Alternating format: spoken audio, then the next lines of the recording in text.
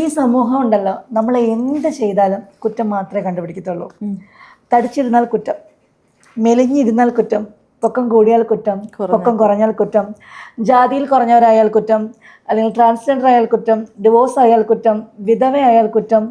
അങ്ങനെ നമ്മളുടെ കുറ്റങ്ങളുടെ ലിസ്റ്റുകൾ നീണ്ടുകൊണ്ടേ ഇരിക്കത്തുള്ളൂ. കറുത്തതായാൽ കുറ്റം, ഇങ്ങനെ നീണ്ട് പൊക്കൊണ്ടേയിരിക്കും.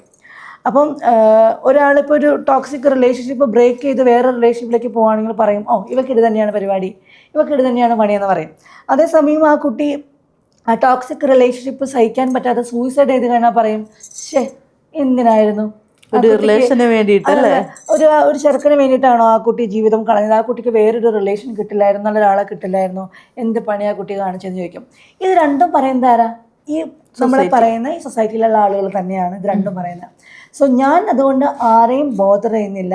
ആരെയും എന്ത് പറഞ്ഞാലും ഇതെൻ്റെ ജീവിതമാണ്, അതായിട്ട് മുമ്പോട്ട് പോവുക, അത്രയേ ഉള്ളൂ.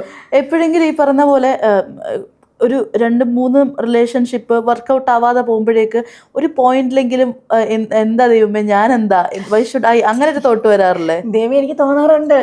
എൻ്റെ അടുത്ത് എൻ്റെ ഫ്രണ്ട്സൊക്കെയാലും ചില ആളുകൾ ചോദിക്കാറുണ്ട് എന്തുകൊണ്ടായിരിക്കാം എന്നുള്ളത്. അപ്പം ഞാൻ ചിന്തിക്കുകയാണെങ്കിൽ എൻ്റെ പ്രശ്നമാണോ, ഞാനൊരു റിലേഷൻഷിപ്പിൽ എന്തെങ്കിലും എത്തിക്സ് ഉണ്ടെന്ന് വിചാരിക്കുന്ന ഒരാളാണ്. ഞാൻ എത്തിക്സ് കീപ്പ് ചെയ്യുന്ന ഒരാളാണ്. തിരിച്ചും എൻ്റെ അടുത്തും ആ എത്തിക്സ് കീപ്പ് ചെയ്യണമെന്ന് ഞാൻ ആഗ്രഹിക്കും.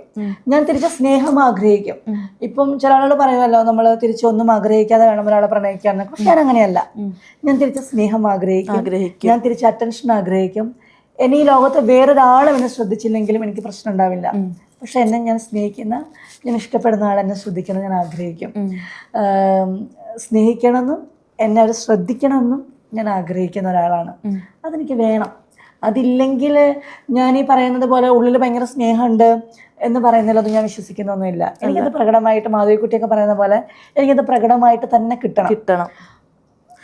ഈ പറഞ്ഞ പോലെ ഇപ്പം ഇപ്പം പറയുമ്പോഴായിരിക്കും മേ ബി പലരും പറയുന്നത് ഞാനായിട്ടൊരാളെയും വേണ്ടാന്ന് വെച്ചിട്ടില്ല എന്നുള്ളൊരു സംഭവം. അപ്പോൾ എങ്കിൽ പോലും ലൈക്ക് സ്വന്തം തെറ്റുകൊണ്ടോ ഒന്നുമല്ല, ലൈക്ക് നാച്ചുറലി സംഭവിച്ച പല ബ്രേക്കപ്പുകളും മറ്റ് ഇതൊന്നും അറിയാത്ത ആളുകൾ പെർഫെക്റ്റ് ആണെന്നല്ല പറയില്ല. ആരും പെർഫെക്റ്റ് ആയിട്ടുള്ള മനുഷ്യരൊന്നും അല്ലല്ലോ. അതാണ് ഞാൻ നേരത്തെ പറഞ്ഞത്. ഞാൻ പെർഫെക്റ്റ് ആയിട്ടുള്ള ആളൊന്നും അല്ല. എൻ്റെ ഭാഗത്തും തെറ്റുകൾ പറ്റിയിട്ടുണ്ടായിരിക്കാം, പ്രശ്നങ്ങൾ പറ്റിയിട്ടുണ്ടായിരിക്കാം.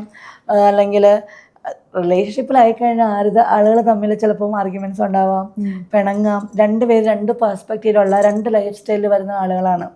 രണ്ടുപേരും ഒരുമിച്ച് പെട്ടെന്ന് ഒരേപോലെ തന്നെ സംസാരിക്കണം, ഒരേപോലെ തന്നെ ചിന്തിക്കണം എന്ന് പറഞ്ഞാൽ നടക്കുന്ന കാര്യമല്ലല്ലോ.